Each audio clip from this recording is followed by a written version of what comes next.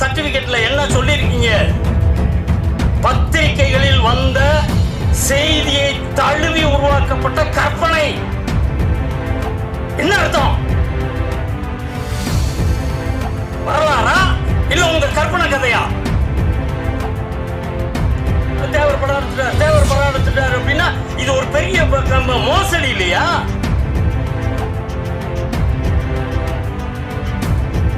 பேசிக்கிட்டு இருக்கேன் பேச தெரியாம பேசுறோம்னா என்ன அர்த்தம்?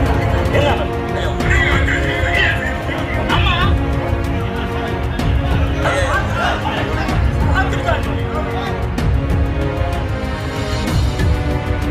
அதனால நீங்க யாரும் தவறா நினைக்க வேணாம்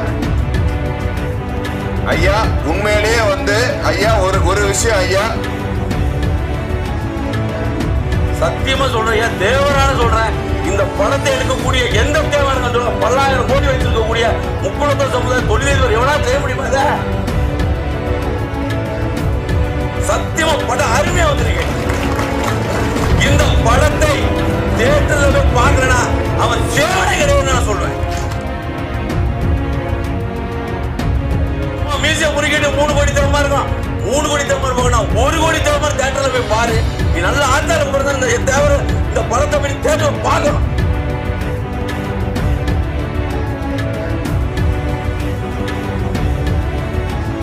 இன்னைக்கு வர இப்ப இல்ல, அக்டோபர் 1ஆம் தேதி என்னைய வழிய வரவழைச்சு வடபள்ளி கோயில போய் அந்த துளசி மாலையும் ருத்ராட்ச மாலையும் பூஜை பண்ணி கொண்டு வர சொல்லிட்டு இன்னைக்கு அக்டோபர் 1ல இருந்து இந்த அக்டோபர் 1ல இருந்து நான் 3 நாள் மாதிரி விரதம் இருக்கிறேன்.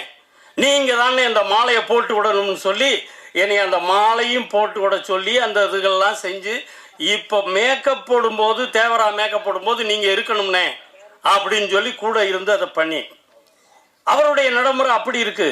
ஆனால் நீங்கள் இயக்கம்னு சொல்லி வரும்போது ஒரு கதையமைப்புன்னு வரும்போது நான் அந்த சர்டிஃபிகேட்டை பார்த்து நெஞ்சு வெடிச்சு போச்சு.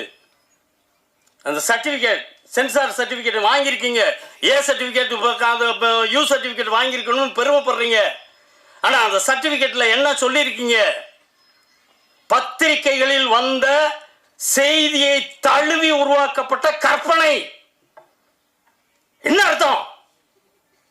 வரலாறா இல்ல உங்க கற்பனை கதையா? இது எது உண்மை? இது தெரியாம எல்லாரும் தேவர் படம் எடுத்துட்டாரு அப்படின்னா இது ஒரு பெரிய மோசடி இல்லையா? சர்டிபிகேட் அப்படி இருந்தா அவர் சத்யா பணம் போட்டு பண்ணியிருக்கிறார், அதை பத்தி அவங்க பார்ட்னர்கள் ஒத்துக்கிட்டாங்க, அவர் பெருமைப்படுறோம். அது வேற. ஒருத்தர் பெருமைப்படுறதுன்றது வேற, பாராட்டுறதுன்றது வேற.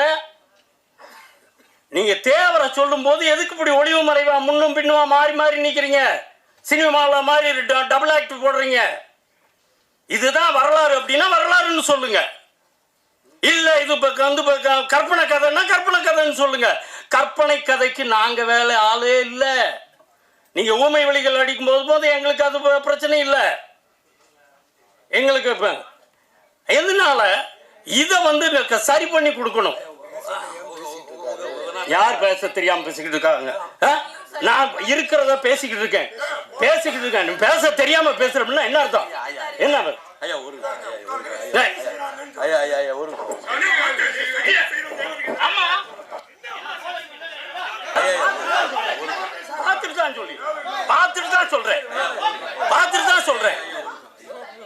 பார்த்துட்டு தான் சொல்றேன்.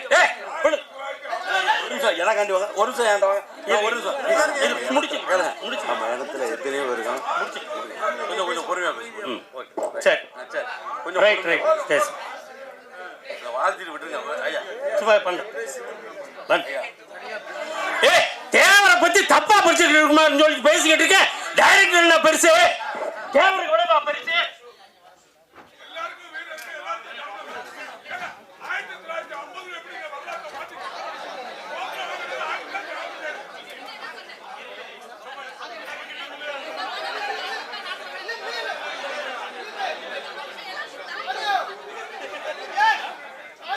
அதாவது ஒரு விஷயம் ஐயா ஒரு விஷயம், சினிமாவை பொறுத்த வரைக்கும் நான் சென்சார் போர்டு மெம்பர். கற்பனைன்னு போட்டா மட்டும்தான் அவங்க சென்சார் சர்டிபிகேட் கொடுப்பாங்க. இது அது சென்சார் சர்டிபிகேட். இது அதோட நாம்ஸ். ஓகேங்களா? நம்ம என்னதான் உண்மையை வச்சு நம்ம தழுவி எடுத்தாலும் அங்க கற்பனை, இந்த கதாபாத்திரம், அதாவது அனிமல்ஸ் போடுறாங்கல்ல, அது மாதிரி ஒரு இது. அதனால நீங்க யாரும் தவறா நினைக்க வேணாம். ஐயா உண்மையிலேயே ஐயா ஒரு விஷயம் ஐயா, நவமணி ஐயா ஒரு நிமிஷம் இங்க கேளுங்க ஐயா, ஒரே நிமிஷம், ஒரு நிமிஷம் இருங்க ஐயா. அதாவது நம்ம சமூகத்துல இருக்கிறவரே ஐயாவை பத்தி ஒரு படம் எடுக்கல, இவர் இவ்வளவு பல கோடி ரூபா போட்டு ஒரு படத்தை எடுத்திருக்காரு. அவருக்கு உண்மையிலே ஒரு பாராட்டுக்கள், ஹேண்ட்ஸ் அப்.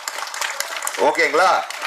அதுல 2 மணி நேரம் 2.5 மணி நேரம் படத்துல சில சீன்ஸ்கள் பண்ண முடியாத பட்சத்துல இந்த படம் அவர் தழுவி எடுத்ததுதான், அதுல எந்த இதுவுமே கிடையாது.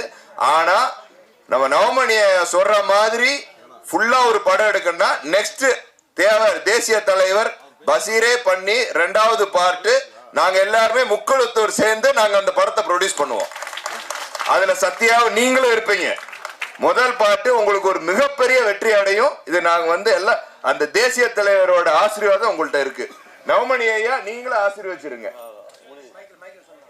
ஆமா, ஒரே நான் வரலாறுன்னா வரலாறா இருக்கணும்ன்றதுக்கு தான் சொல்லியிருந்தேன். யாரையும் குற்றச்சாட்டு சொல்கிறோம் அப்படின்றதில்ல, இப்படி இருக்கக்கூடாது அப்படின்றதுக்கு இதில் இருந்து நிறைய பிரச்சனைகள் இருக்குது. எவ்வளவு பேர் என்னென்ன பேசிக்கிட்டு இருக்காங்கன்றது தெரியாது. 1950 தான் கொரியா வார், அது சுதந்திரத்துக்கு பின்னால் நடந்தது தான். வரலாறு தெரியாமல் நான் பேசலை என்ன. அதனால இன்னைக்கு ஒரு பெரிய அளவில் பண்ணிக்கிட்டு இருக்கோம் அப்படின்னு சொன்னால் ஒரு சினிமா எல்லாரும் கூட்டு முயற்சி சரியாக வரணும் அப்படின்றது என்னுடைய விருப்பம். தேவர் படம் வாழ்க்கை வரலாறு தப்பு இல்லாமல் வரணும் அப்படின்றது என்னுடைய விருப்பம். அதைத்தான் நான் தொடர்ந்து வலியுறுத்திக்கிட்டு இருக்கிறேன். இன்னொரு கான்ட்ரவர்சியெல்லாம் இன்றைக்கும் 57 ஒரு தினகரசாமி தேவர்னு ஒருத்தன் எழுதின புத்தகத்தை வச்சு தான் திருப்பி இன்னும் பேசிக்கிட்டே இருக்கிறாங்க. அது உடையணும் அப்படின்றது படிக்காதவன் படித்தவன் எல்லாரும் படித்தவன் புத்தகத்தை தேடி படிக்கிறது இல்லை. ஏறத்தாழ தேவர் பற்றி 90 புத்தகங்கள் வந்திருந்தாலும் படிக்கிறது இல்லை. ஆனால் தேட்டருக்கு இந்த படம் வந்துச்சு அப்படின்னு சொன்னால் படித்தவன் படிக்காதவன் எல்லா தரப்பு மக்களும் படிப்பாங்க. தேவருடைய வரலாறு பொதுமக்கள்கிட்ட போய் சேரும் அப்படின்றதுனால தான் நான் இவங்களோட சேர்ந்தேன். ஆரம்பத்தில் இருந்து நான் அவங்களுக்கு திருத்தம் தான் சொல்லிக்கிட்டு இருக்கேன். திருத்தம் சொல்கிறது வேற. ஒரு கிளாஸில் ஒரு டீச்சரு தப்பு இது அப்படின்னு சொல்கிறதுனா அவங்கள இன்னும் சரிப்படுத்துறதுக்கு நெறிப்படுத்துறதுக்கு அதை முதல்ல புரிஞ்சுக்கணும். பாராட்டு மட்டும் பேசுறது மட்டும்தான் ரசிக்கிறோம் அப்படின்றது இல்லை. தவறுகள் வந்தால் எந்தெந்த இடத்துல தப்பு இருக்கோ அதை சரி பண்ணணும் அப்படின்னு வந்தால் தான் அவர் நல்ல மாணவனாக இப்போ வர முடியும். அதனால இன்னைக்கு உங்களுடைய உழைப்பு வீணாயிடக்கூடாது, உங்களுடைய பேர் கெட்டு போயிடக்கூடாது. ஏற்கனவே இதுக்கு இந்த தரப்பில் 2 தரப்பில் இருந்து உங்களுக்கு கடுமையான எதிர்ப்புகள் வர்றதுக்கு வாய்ப்பு இருக்குது. இதுக்கடுத்து அரசியல் ரீதியாக இருக்குது. இதுகளுக்கெல்லாம் நான் ஆரம்ப காலத்துல இருந்து நீங்க என்ன பேசினாலும் அதுக்கு ஆவணத்தோட நான் இருக்கேன்னு சொல்லியிருந்தேன். நாங்களுக்கு ஒன்றும் பயந்துக்கிட்டோ அதுகளோ இல்லை. முழுக்க இந்த கதைக்கு என்னென்ன ஆதாரங்கள் வேணுமோ அத்தனையும் நான் கையில் வச்சுக்கிட்டு இருக்கேன் அப்படின்னு சொல்லிட்டு தான் தெம்பு கொடுத்து தான் அந்த படத்தோட உங்களோட வந்தேன். இதில் கடைசி வரைக்கும் இருப்பேன். இந்த படம் தேவர் படம் தப்பு இல்லாமல் வரணும். தேவர் படம் தப்பு இல்லாமல் வரணும். ஏற்கனவே 52 கரெக்ஷன் சொல்லியிருக்கேன். அதுகெல்லாம் இன்னைக்கு இருக்கிற இளைஞர்களுக்கு தம்பிக்கு தெரியாது. பிரமிப்பா தான் பார்ப்பீங்க. ஏன்னா அவர் ஒரு பிரம்மாண்டமான டைரக்டர், அது பண்ணியிருக்கிறாருன்றது எல்லாருக்கும் அதுதான் இருக்கும். நான் செய்திகளை பார்க்குறேன். உங்கள் படத்தை தயாரிப்புக்கு சரியில்லைன்னுலாம் நான் சொல்லலை. செய்திகள் சரியாக இருக்கணும்னு சொல்கிறேன். துவக்க காலத்திலேருந்து ஒவ்வொரு தடவையும் அதை தான் சொல்லிக்கிட்டு இருக்கிறேன். அதுபடி சரியாக செஞ்சு கொடுக்கணும்.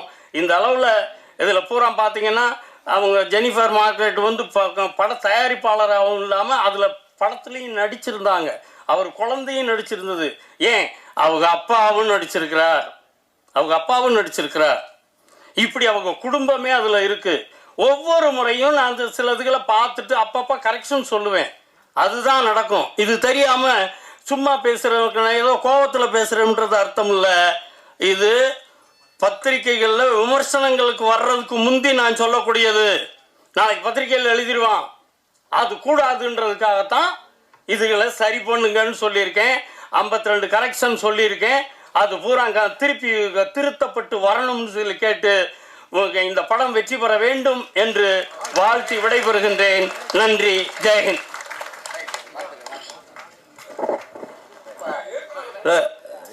இதுக்கு மேலே யாருமே வேணாம், நானே பேசுகிறேன்.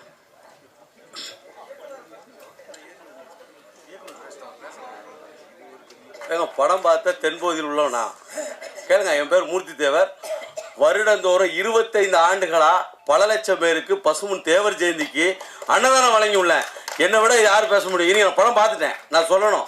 35 ஆண்டுகளாக என்னுடைய தாத்தா காலத்திலிருந்து ஐயா நவமணி ஐயாவுக்கு தெரியும் நாங்கள் இந்த சமூகத்துக்கு எவ்வளவு தென்பகுதியில் எங்கள் குடும்பத்தினர் வந்து சமூகத்துக்காக பாடுபடுவோம் என்று ஐயா நவமணி ஐயாவுக்கு நல்லாவே தெரியும்.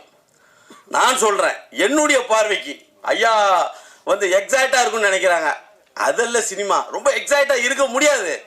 ஏன்னா ஒரு பழைய 1957க்கு வந்து நம்மளை கொண்டு போகிறோங்கிறது எவ்வளோ பெரிய விஷயம். அதை கண்டிப்பாக இந்த படக்குழுவினர் செஞ்சுருக்காங்க அப்படிங்கிறத நான் உறுதியாக சொல்கிறேன். தென்பகுதியில் ஐயாவுடைய ஆதங்கத்தை ஒரு சில விஷயங்களை வந்து, ஏன்னா இஸ் எ சீனியர், அவங்க ஒரு பெரிய ஆட்கறனால என்னுடைய பேச்சை கேட்கல அப்படின்னு சொல்கிறாங்க. சத்தியமாக இல்லையா, உங்களை உதாசனப்படுத்துகிற இன்னைக்கு இந்த உழைப்பு, இந்த மேடை உங்களுக்கான மேடை. ஏன்னா நீங்கள் எழுதி கொடுத்த ஒவ்வொரு வரிகளை முன்னிறுத்தி தான் அவங்க பண்ணியிருப்பாங்க.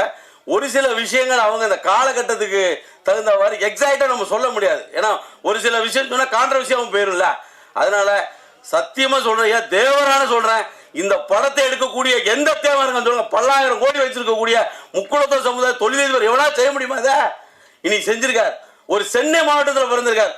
தென்பகுதியில் வேற சமுதாயத்தை சென்னை மாநிலத்தில் பிறந்த ஒரு ப்ரொடியூசர் இன்னைக்கு இவ்வளோ பெரிய விஷயம் பண்ணியிருக்கார். அண்ணன் அரவிந்த் ராஜ் அண்ணன் அவரெல்லாம் அப்போ உள்ள ஒரு பெரிய டைரக்டர். இன்னைக்கு நீங்கள் கொடுக்கக்கூடிய அந்த ஐயாவுடைய வரலாறு மிக சிறப்பாக சத்தியமா படம் அருமையாக வந்திருக்கு.